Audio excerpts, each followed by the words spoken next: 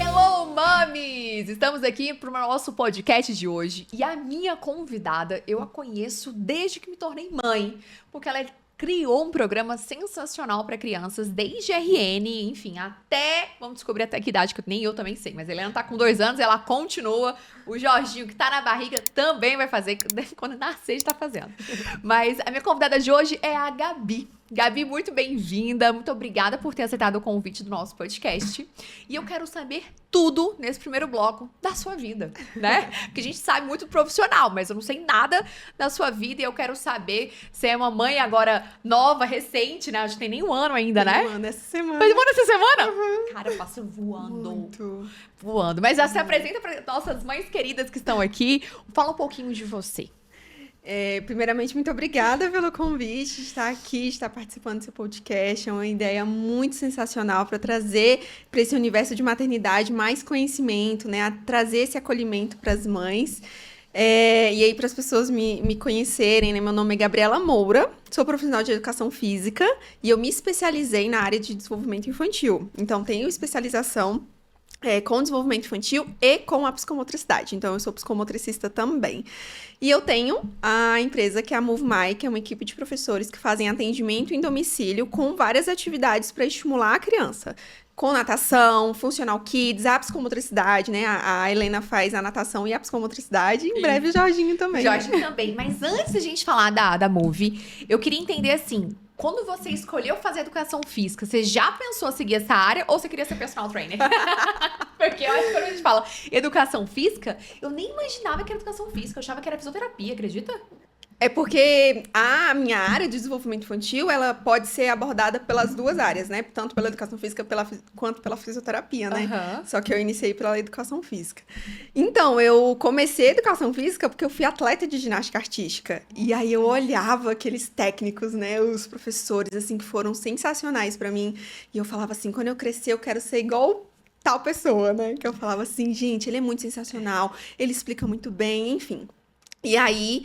eu segui essa área porque eu queria alto rendimento, queria trabalhar com alto rendimento. Uhum. E aí eu fui indo para essa área, né? Comecei a fazer estágio em ginástica, me formei, tive a minha primeira oportunidade de emprego, comecei a trabalhar com alto rendimento, mas a vida já... Alto rendimento é área de Atleta. Atleta. Aqueles que vão pra competição, fora Olimpíadas, esse aí, né? Por aí? Só que no caso meu era regional. Tá. Eu já quero saber o que é alto rendimento. Então tá bom. Alto rendimento é treinamento... mais intenso, né? Aquele pessoal que treina toda semana. E aí, a vida foi me encaminhando para a área de desenvolvimento infantil, com a psicomotricidade. Eu tive a oportunidade de estagiar com a psicomotricidade, foi onde que eu descobri ali a minha paixão, que era o desenvolvimento infantil. Vamos fazer uma pausa para explicar essa palavra difícil, tá, mães? Psicomotricidade. Quando me apresentaram o programa, eu pensei, não, minha filha, não tem problema, não. Eu pensando, alguém tem problema, não, graças a Deus. A Helena é saudável, não tem nada a ver uma coisa com a outra. Explica um pouquinho o que é isso. A psicomotricidade, ela é uma ciência que estuda o indivíduo no meio que ele vive. Então, a gente traz estímulos para enriquecer esse ambiente, para estimular o desenvolvimento motor, cognitivo, afetivo, social, de linguagem, ou seja, como um todo. A psicomotricidade é a base para qualquer esporte que essa criança venha a fazer no futuro. Para ela aprender a escrever, por exemplo, ela teve que passar por etapas lá atrás que foram parte da psicomotricidade, na creche, na parte da primeira infância da escola, para ela poder desenvolver habilidades para escrever, por exemplo. Para ela aprender a arremessar uma bola, ela tem que aprender coordenação de dedos, punho, cotovelo, ombro, por exemplo. Então, assim, muitas vezes as pessoas só conhecem lá o final, né? O fim do movimento. Mas ele é destrinchado, o ser humano, ele é muito perfeito. Então, a gente tem crianças que realmente precisam por alguma necessidade, que tem dificuldades inerentes ali de alguma... mobilidade mesmo, né? Ou deformidade. Enfim, alguma coisa ali que a criança vem a ter, mas também a gente pode potencializar esse desenvolvimento, dando estímulos para que essa criança atinja as máximas potencialidades do cérebro. O cérebro, a primeira infância é onde a gente precisa mais estimular a criança, porque é a partir dela que a gente vai construir o adulto. E a partir de quantos meses ou qual idade é o ideal para começar? A psicomotricidade, ela é do 0 a 100 anos, tá? Aham. Então, Sério? Seríssimo. Meu Deus! A jamoleta vai... Não, mas ela é dividida, assim, tem tem a sua área, cada necessidade e tudo mais. Mas no programa, na Move My, a gente atende dos 3 meses aos 12 anos, tá? Até 12 anos? Até 12 anos. E aí tem crianças que fazem natação, que partem pro Funcional Kids, que a gente já traz uma abordagem para trabalhar as capacidades físicas, já é um outro programa. É. Aham. Então, a partir dos 3 meses, tomou as vacinas, já tá liberado. Exatamente. Agora- Não necessariamente vacina, porque a gente já pode estimular antes, desde que a mãe se sinta confortável ali pra fazer as atividades com a criança, porque a gente sabe que ali Ai, a gente tem um o cuidado. início. Assim, a gente fica. Ele ainda é molinho, então você fala, não, tadinho do meu bichinho, deixa ele ficar só aqui mamando, né? E é engraçado porque realmente é um salto, assim, que a gente dá. Eu acho que a Helena, ela não parece ter 2 anos. A Michelle chegou lá em casa e falou assim, sério, foi um pouco período que a gente viajou, sei lá, uns 6 meses, voltou, ela é outra criança, né? E assim, estimula bastante. Eu lembro que ela tava, sei lá, com 6, 7 meses, estimulou ela a andar mais rápido. A forma como ela engatinhava, pra não engatinhar errado, ou só ficar se esticando. A gente não é uma besteira, assim, é realmente... É evolutivo, é bem legal. Exatamente, a gente não tá lá pra brincar com a criança. Tudo tem um propósito, tudo tem ciência envolvida. A gente tá lá pra dar os estímulos certos pra alcançar os marcos do desenvolvimento. Nada é achismo, nada é só uma brincadeira por brincar. A gente traz o lúdico, que é a brincadeira, mas em cima disso tem muita ciência, tem desenvolvimento, tem feedback, né? Porque a gente também vê como é que é a rotina da criança, como é que a família lida ali com o desenvolvimento da criança, porque você dá total liberdade pra ela se desenvolver. Tem piscina em casa, tem grama, né? Ela viaja muito, então explora outras coisas, mas tem família que não tem, que a criança às vezes vive dentro de um apartamento e não tem outros estímulos.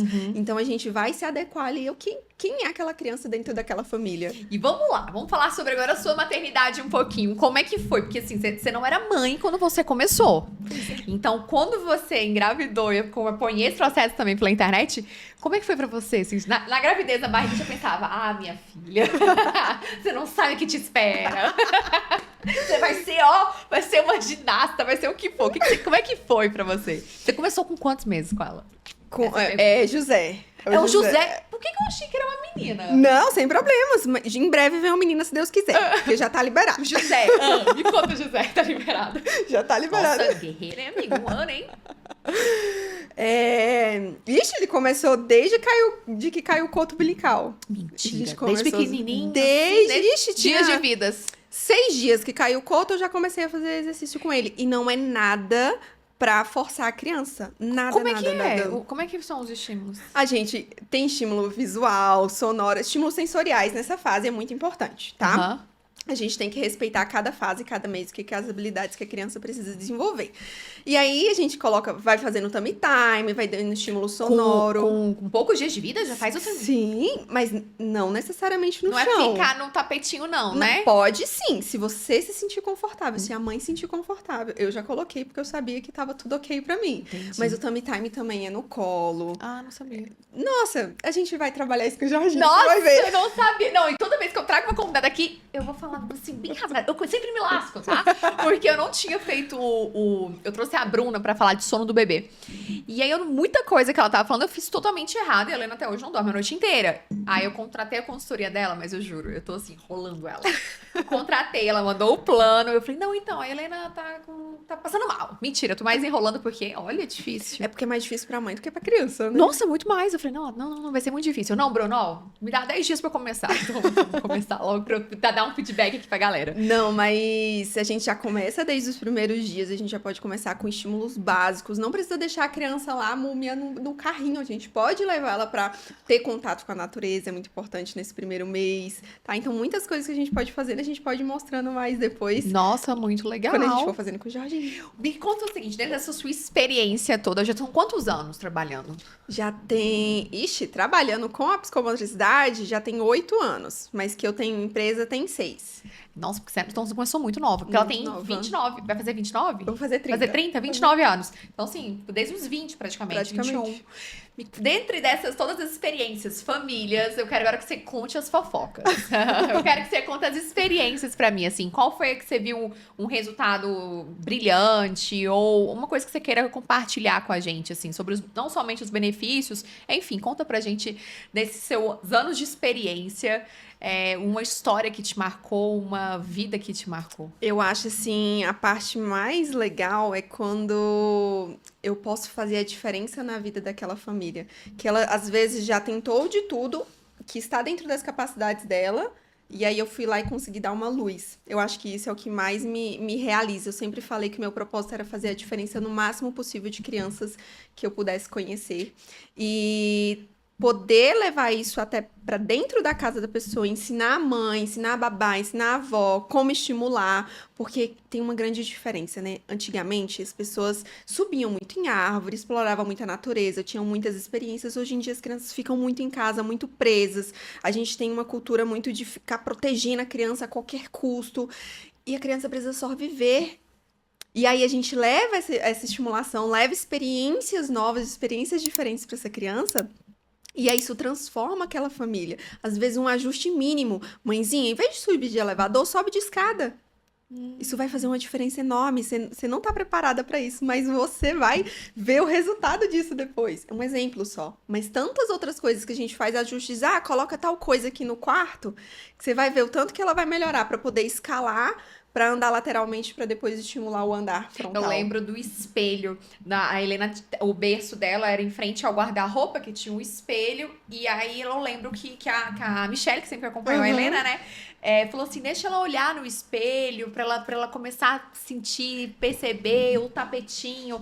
E a gente começa a pensar num quarto da criança, não só por estética. Ah, tem que ser um quarto bonito, mas um quarto funcional. Onde ela consiga pegar os próprios livrinhos dela, onde ela consiga abrir uma caixa pequena na altura dela. E isso poucos arquitetos pensam. Sobre a funcionalidade da criança no próprio quarto, na própria casa. Exatamente, tem que ser feito pra criança. Não precisa de coisas mirabolantes. Claro que a gente sempre sonha com aquele quarto bonito. A gente quer, nossa, um enxoval. Mas a gente esquece que a criança tem que andar. Exatamente. Que a gente tem que passar na troca de uma criança. E isso eu aprendi muito com vocês. Assim, eu acho que, vamos tirar essa poltrona daqui, essa mesinha que ela pode bater. Exatamente. E eu não tinha pensado. A gente fazer essas adaptações justamente para a criança ser criança, para ela brincar livremente e aprender. Abrir um pote é aprender. Aquele aprendizado, tudo que a gente traz de experiência para essa criança, aquele aprendizado vai ficar armazenado nesse cérebro e na hora certa esse cérebro vai responder de alguma forma através do movimento. É através do movimento que a gente tem estímulo de linguagem, por exemplo, estímulo social. Quanto maior o repertório motor que essa criança tem, melhor vai ser a capacidade linguística dela, capacidades sociais, exatamente. Cara, isso é fantástico, porque eu vou traduzir esse termo técnico da Gabi, tá, gente? Que é assim, ó, ela sempre tem uma musiquinha na hora de começar a aula, na hora de encerrar a aula, na hora de guardar os brinquedos. Então, assim, isso estimula a criança a se educar, a se disciplinar. Rotina. Exatamente. Então, é um dos pontos da Helena, assim, que são fantásticos. Outro ponto, quando a criança tá muito em casa, e ela começa a ter uma pessoa de fora que vai lá 1 ou 2 vezes a semana na casa, ela começa também a se socializar com outras pessoas, a se sentir mais confiante. Então eu senti isso na Helena também. Me conta, Gabi, mais coisas. Eu tô pegando a minha experiência como sua cliente. Você tinha me perguntado sobre o que a maternidade mudou isso em mim, né? Isso, Gente, completamente, Dani. Sério? Completamente. Porque antes eu entendia a técnica, eu sabia o que estava nos livros, nos artigos, o que eu tinha estudado, mas eu me tornei mãe e eu vi que o buraco é mais embaixo. Aí você falou, nossa, não é tanto assim. Sério, qual a maior diferença, assim, pra você? Eu acho que a questão de ter autoconfiança para fazer as coisas primeiro. Eu sei que a rotina muda muito. A gente vive numa rotina muito corrida, assim, que tem que cuidar da casa, tem que ter o tempo do marido, tem que fazer as outras tarefas para a criança, depois volta a trabalhar. Então, assim, administrar isso tudo foi muito desafiador para mim. Administrar essa rotina de voltar a trabalhar, conciliar a maternidade com o meu filho. E eu consegui ter muito mais empatia com as mães. Mas por quê? Porque antes eu não entendia. Eu achava que a mãe esquecia porque ela tá desatenta. Da aula? Nossa, eu sou nisso. Não, eu vou esconder. Tá aqui a Gabi. Ô, Dani, então, a gente tá aqui na porta. Não, esqueci que tem aula hoje. Cara, Não, e aí hoje eu entendo que não é uma coisa assim, por mal. desleixo. Desleixo não é. A mãe, ela tem tantas coisas que administrar, tantas coisas que às vezes ela esquece e tá tudo bem, sabe? A gente releva demais, assim, a gente vai ponderando tudo. E acho que a maternidade, ela me trouxe muito um quê, assim, muito mais de responsabilidade, sabe? Tudo que eu fazia com meu filho, eu falava assim, eu tenho que fazer com fulano, porque a gente não fica comparando, mas eu queria trazer uma certa comparação no sentido de eu melhorar o meu trabalho para os outros. Da mesma forma que eu faço o melhor para o meu filho, eu quero trazer o melhor para os meus alunos, para nossa equipe, sabe? Então, eu acho que a maternidade, ela foi um divisor de águas na minha profissão, na área que eu escolhi Cara, pra que viver. legal. Teve alguma coisa assim que você aplicava nas crianças, que você aplicou no José e você viu, tipo, não é desse jeito? Nossa, vários! Não é? Que tipo assim, por que essa criança não responde que eu tô, o meu estímulo, né? E você vê que, não, a gente moldar algumas técnicas, teve isso. Nossa, tanto que depois do José, eu mudei a metodologia de ensino, Sério? porque a gente tem uma metodologia, a gente não vai lá aleatório e vai o que der na cabeça. Não, tem uma metodologia que a gente segue essa metodologia. Eu tento decorar elas, todas as aulas de natação, eu não consigo, eu juro, eu fico gravando. Vou comprar essa aqui também que eu vou fazer com a Helena. Mentira, esqueço pela metade como que é o estímulo, porque é muito legal. E aí, onde que a gente tava? Me perdi. De metodologia que você Isso. alterou depois da maternidade. E aí, depois da maternidade, eu alterei, porque eu comecei a ver que as crianças tinham algumas outras necessidades e coisas que eu não tava enxergando, que eu comecei a enxergar depois que eu comecei a ver meu filho fazendo. Tipo o quê? Dá um exemplo. Não. Tem várias Crianças, assim. É porque não dá pra falar nomes, assim. Teve, por exemplo, quando ele começou a engatinhar.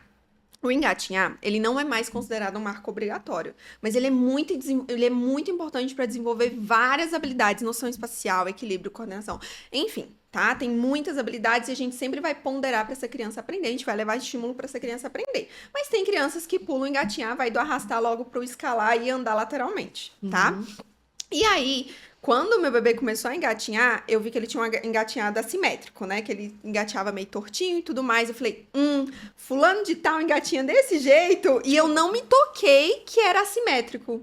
E aí eu comecei a ver várias coisinhas que me abriu os olhos, sabe? Nossa, assim, igual eu falei, foi um divisor de águas na maternidade. Será que é porque você ficou mais tempo com seu próprio filho? Eu acho, Dani, que... Porque a aulinha é o quê? 40, 50 minutos. Mas depende muito da criança. Isso também é um detalhe.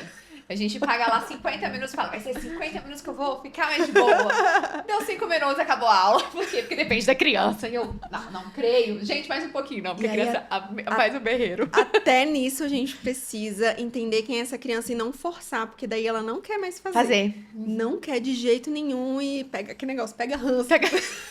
Não quero essa aula, tchau. Nossa, a Helena não gostava da tia Michelle de jeito nenhum.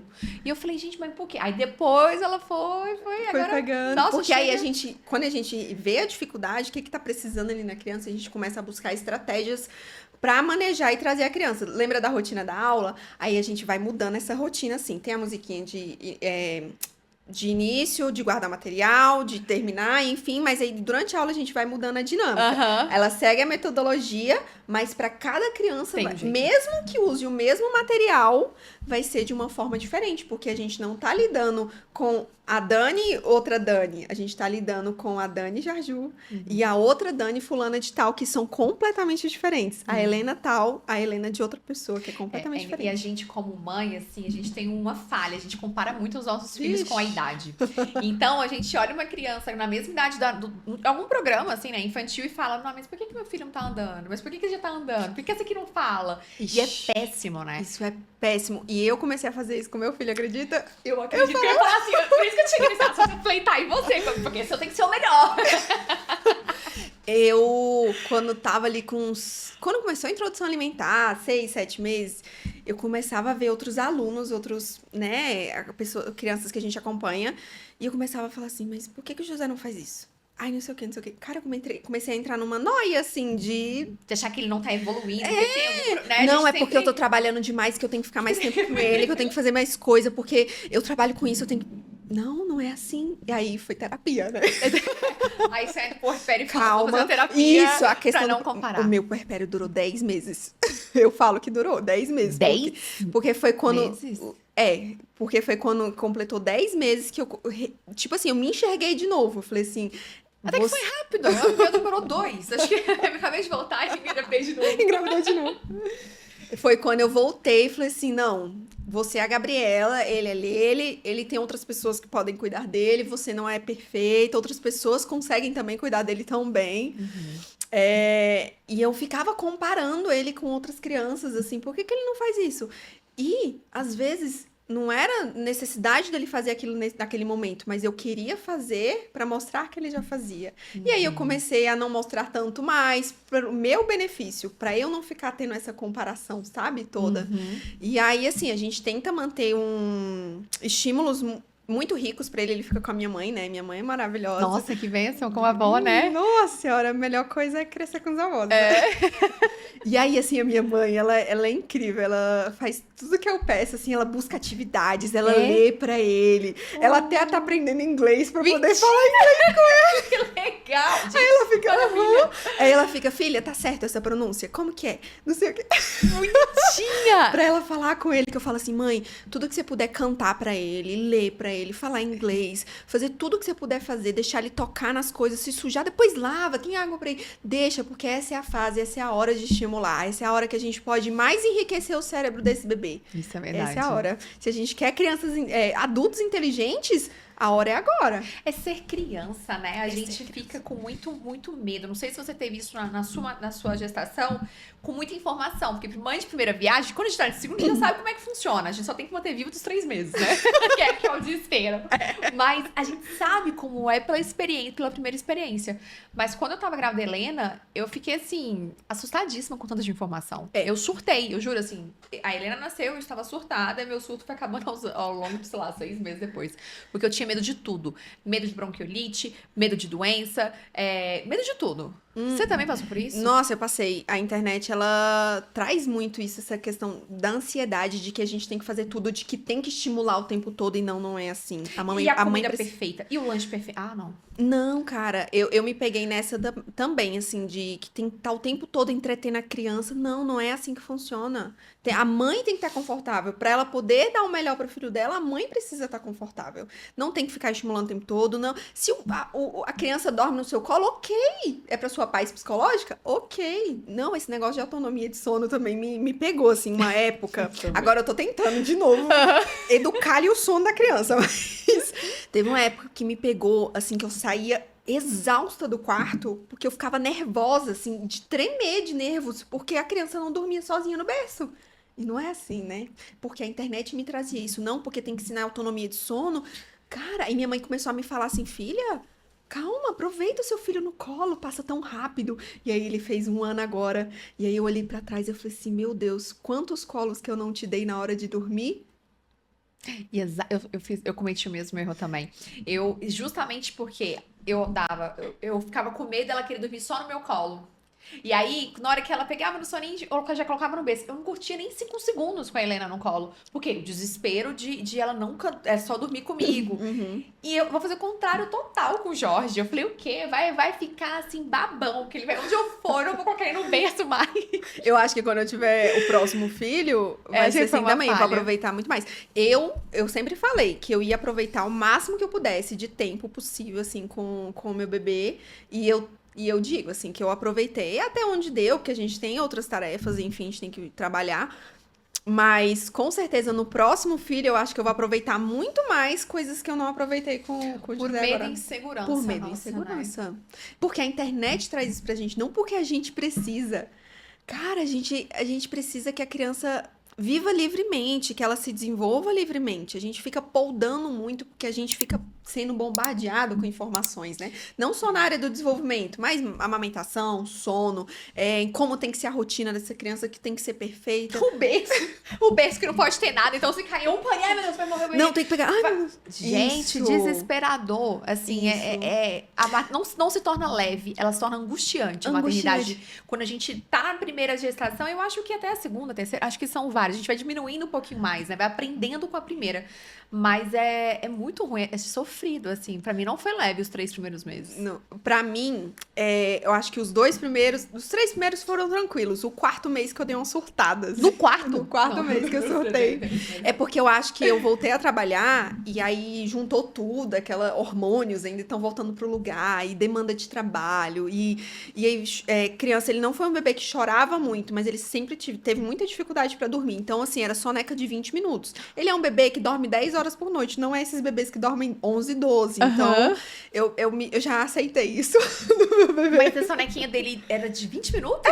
E ele ficava maravilhosamente bem. E aí, eu achava que tava errado. Porque a internet falava, não, 30 minutos, 40 minutos. Tem que dormir, tem que dormir. Mama e dorme. Cara, ele ficava bem alegre, ativo. Nossa, tranquilamente. Ele é um bebê diferente. É característico dele, essa questão do sono. Sabe? A questão da amamentação, pra mim, também foi muito complicada. Porque eu tive hiperlactação. Eu tive muito leite. Muito leite. Muito leite. E aí, foi assim... Ai, desafiador, porque eu não queria sair de casa, porque pra mim que ia vazar, que todo mundo ia ver, toda aquela coisa. Eu doei muito leite, assim, eu doei litros e litros de leite. Sério? Seríssimo, porque à noite eu tinha que acordar pelo menos meia hora antes dele Pra ordenhar, pra tirar, porque ficava assim, pedrava de tanto leite, era muito leite, muito leite. É uma Caramba. bênção. Eu ia falar, uma bênção, Mas ao também mesmo deve ser tempo foi muito desafiador, eu chorava muito, porque pesa muito quente, assim, nos 3 primeiros, aí depois faz 3 meses melhora, né? Mas até você, mãe de primeira viagem, não entende essas coisas. E aí todo mundo falava, de primeira ninguém falou que era hiperlactação. Falava que ele que não tava mamando bem, pelo contrário. Ele mamava 5 minutos, ficava saciado porque era muito leite, e todo mundo falava, não, tem que segurar ele. Nossa, eu ia em pediatra e falava assim que tinha que segurar ele porque ele tinha que mamar pelo menos 20 minutos. Com 3, 5 minutos a criança ficava saciada, porque era muito leite, era muita demanda. Caramba. E ele ficava saciado. E ele ficou gordinho? Ficou. Ele é bem gordinho. Eu acho que a minha missão é essa, se for ficar muito magrinho, que tá passando fome. Não, ele ficou. E menino, tanto que ele come. Ele mama ainda, uma vez por dia, à noite, pra dormir. Você mas mantém a amamentação? mantenho porque eu quero. Porque eu tenho certeza que se tirar, porque ele já dormiu com outra pessoa e nem sentiu falta. Aí eu dou mesmo, assim, pra eu chegar em casa, ter aquele momento com ele, fazer ele dormir e tudo mais. Dou mamar, faço ele dormir e eu tive aquele momento com ele, né? Mas eu acho que se eu tirar agora, ele nem sente falta. Sério? Gente, mas eu acho tão desafiador a amamentação.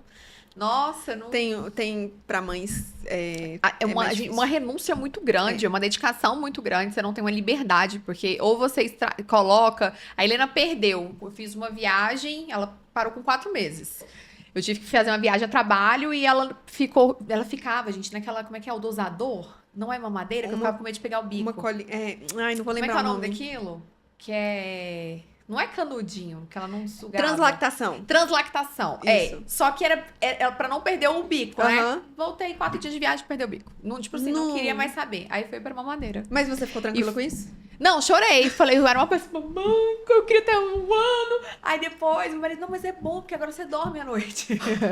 Não, e aí nisso também dos primeiros dias. Aí depois eu achei bom, confesso que eu achei muito bom. É muito mais fácil. Uma certa liberdade, né? Assim, Nossa, depois mete uma mamadeira, mete uma fórmula e acabou a vida. Nisso, assim, dos primeiros dias, né, com essa questão dos estímulos, meu bebê teve torcicolo congênito. Ele nasceu com uma tensão muito forte no pescocinho que fazia ele ficar assim. Sério? Isso é liberado com osteopatia, com fisioterapia, eles que cuidam. Então, o José faz osteopatia desde os 5 dias de vida, até hoje, pra liberar essas tensões no pescoço, porque ele ficava muito assim, porque era trabalho. Mesma coisa da gente ter torcicolo, da gente ficar com o pescoço... Mesmo? Seríssimo. E aí é posicional, né? O bebê ele ficou muito tempo cefálico, ficou muito tempo na mesma posição ali, ele não girou, não rolou a gestação inteira. Não? Não.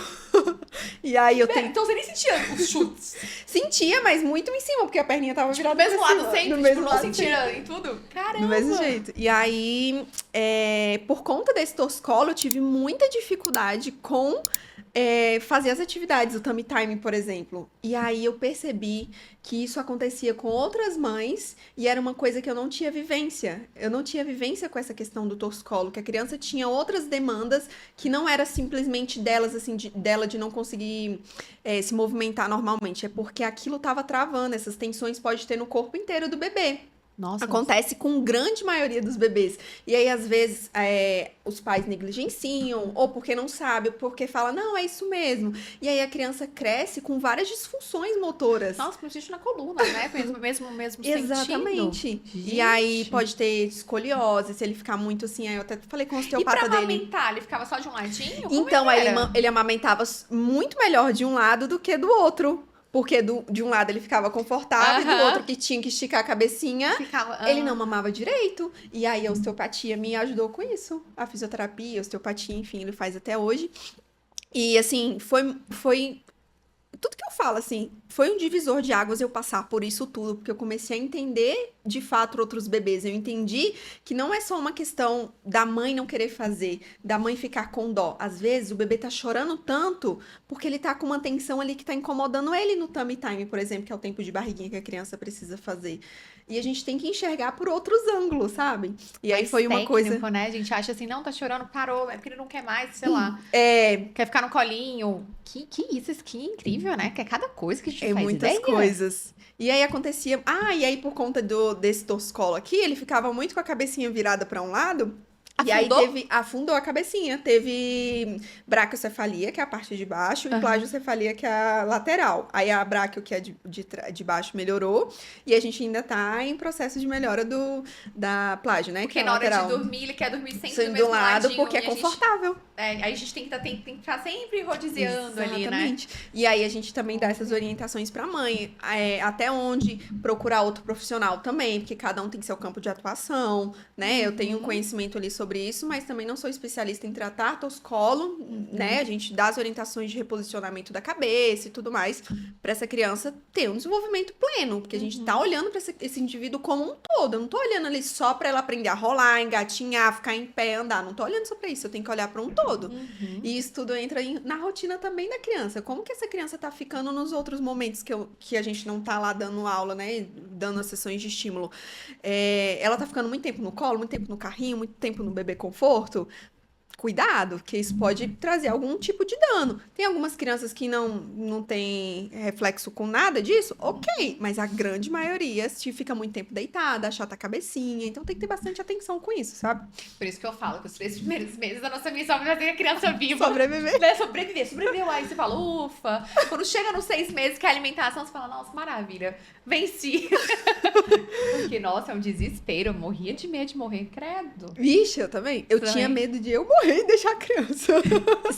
Não, essa daí eu nunca tive, não. Eu tenho que manter viva. Acho que eu não tinha nem tempo pra pensar em mim, entendeu? Assim, o que ia acontecer comigo. Não, era sempre a Helena. Mas, nossa, muito interessante, Gabi. Eu acho que isso fica muito válido pra todas as mães, assim. É mais um alerta, né? A gente pensa muito no andar, no engatinhar. A criança que se arrasta por muito tempo, você fala, ai, meu Deus, não vai andar, tem algum problema. Eu sempre penso o que é problema, né? A gente tem janelas de oportunidade pra acontecer. E aí que você falou da comparação, às vezes um bebê começou a andar com 10, 11 meses e outro foi andar com 1 ano e 5 meses, que é a nossa janela ali. E aí muitas mães falam assim, não, porque tem algum problema, tem alguma coisa às vezes. A gente sempre acha que é isso. A maioria das vezes é falta de um ambiente rico em estímulos. De ajustar o ambiente, de deixar a criança explorar o ambiente, deixar a criança pegar nas coisas. Lá em casa a gente deixou tudo que é perigoso muito mais pra cima, pra não dar pra pegar, e tudo que não tem problema de quebrar, de rasgar, enfim, a gente deixou livre acesso, mas a gente vai orientando. Pode aí, não pode, e ele sabe. Porque a criança, tudo que você ensina, a criança aprende, coisas boas e coisas ruins. É uma esponja. É uma esponja. Então, lá em casa, a gente tem muito isso de falar assim, não pode pegar aí. Tem toda uma técnica ali pra falar com a criança e tudo mais. E ele sabe onde não pode. A gente tem um altarzinho, tem nossas imagens de oração e tudo mais. E ele sabe que ele não pode colocar a mão lá. Porque você vai pegar e vai quebrar. Vai quebrar. E tudo mais. E ele sabe, ele não pega. Ele pega o terço que fica do lado, que a gente deixa. Mas ele não pega as imagens. Não pega de jeito nenhum. Olha que legal. Porque a gente condicionou ele pra isso. Não é questão de você ficar proibindo tudo, mas de ensinar e deixar um ambiente rico pra ele se Ter desenvolver. consciência também, É. assim, né? E deixar a criança ser criança. É. dentro da casa dela, pelo menos. Exato, assim, porque a gente fala muito do quartinho, mas a casa é a extensão como um todo. Então vai ter um cantinho, vai ter um livrinho perdido num sofá, ou quando você vai deitar, você mete a mão assim, você pega uma Cinderela, você fala, meu Deus do céu, vai achar que minha casa aqui é uma loucura. O que eu mais acho É Homem-Aranha. as coisas dentro das vasilhas, assim, vou pegar uma coisa pra cozinhar. Gente, já encontrei tanta coisa, fantoche. Acha tudo, a gente Acha fala, de tudo. meu Deus, como é que essa criança veio parar aqui? Nossa, mas é muito interessante, Gabi. Agora, no nosso finalzinho aqui, eu acho que nem vai dar um podcast inteiro, porque a gente não parou, o tempo passou e a gente foi. O que você vai deixar para as nossas mães como um brinde, como um mimo mesmo, assim? Eu sempre quis muito aprender o que você faz. Confesso que eu não consigo, tá? Mas eu juro que eu pego algumas coisas que a Michelle chega lá em casa, até mesmo na natação, quando eu vou brincar na piscina com a Helena, eu lembro das atividades, dos estímulos que ela faz, eu acho incrível. E muitas mães não têm essa oportunidade de ter essa assessoria em casa, que a gente sabe que realmente é um investimento. Tudo que a gente faz com o nosso filho é um investimento, né? Então, deixa um mimozinho para as nossas mães. A gente vai colocar as redes sociais da Gabi, do programa dela, que assim... Só dela falar, a gente já quer participar. A gente fala, nossa, meu filho precisa disso. Quando eu ver o nome, a Helena necessita.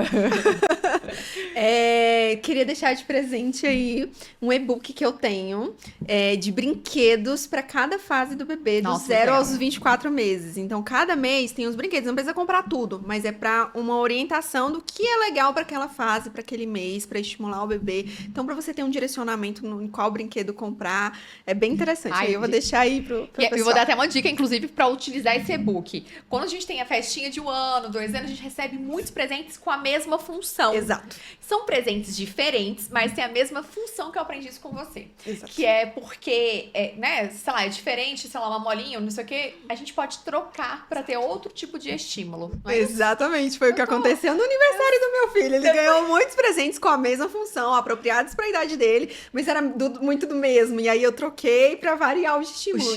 E essa é a proposta, né? A mãe saber o que escolher, o que estimula naquele mês, com os 12 meses, por exemplo, né? Quando faz 1 ano, o que estimula, qual brinquedo mais adequado. Nossa, perfeito, Gabi. Muito obrigada por ter aceito. Gente, segue a Gabi na rede social. Ela sempre posta conteúdo, vídeos. Então, assim, é uma forma de a gente aprender e a gente também querer pra gente, né? Então, falar assim, Gabi, uma dúvida. Você presta consultoria online? Ainda não, já prestei algumas. Aham. Mas é uma dinâmica um pouco diferente. Mas entre em contato, porque eu avalio cada caso um caso. Tem casos que eu falo assim, não, é necessário um profissional tá aí. Porque o corpo humano, a gente precisa de toque. A gente precisa estar ali. Mas tem casos e casos que às vezes é só um ajuste da família, no estímulo da casa, enfim, a gente consegue dar essa orientação, essa consultoria. Ai, tá? maravilha. Então, gente, caso. manda mensagem, qualquer dúvida. Implora pra Gabi te ajudar. Que ela é muito, muito maravilhosa. E, Gabi, obrigada, viu? Ai, obrigada a você pelo convite. E é isso, gente. Nosso próximo podcast, a gente tem várias outras convidadas. E agora eu tenho uma novidade, Gabi, vou te contar essa novidade. O nosso podcast está sendo patrocinado por uma empresa, que é essa aqui, ó, a Inova 3D. Eu vou pegar pra vocês o que essa empresa faz. Olha isso aqui. Ela faz tudo isso aqui em 3D. Então tá chegando a Copa do Brasil, ó, a Copa do Brasil, a Copa do Brasil. E ele desenvolve isso aqui e é leve, é lindo. Deixa eu te contar que eu ganhei um brinquedo muito sensacional em 3D, que é feito nesse material 3D. Nossa, com certeza eles vão fazer, porque eles fazem depois, mando. que eu quero porque ver. eles fazem tudo, acredito eu, né? Eu ganhei um brinquedo. Tudo. Nossa, sensacional, Sério? sensorial. Nossa, Seríssimo. isso é legal, vou até indicar pra essa empresa. Ó, Inova 3D, vou falar pra fazer agora só brinquedos. Vou ligar pra Gabi. Gabi, manda uma consultoria pra essa empresa. Até Nossa Senhora, tudo. Gente, e é leve. E é uns detalhes que eu achei impressionante. Então agora é a nossa empresa patrocinadora do nosso podcast. É isso. Segue também o Instagram do pessoal. Manda mensagem. Fala, eu quero criar isso. Eles criam tudo pra você. E aí, eu espero vocês então no nosso próximo episódio.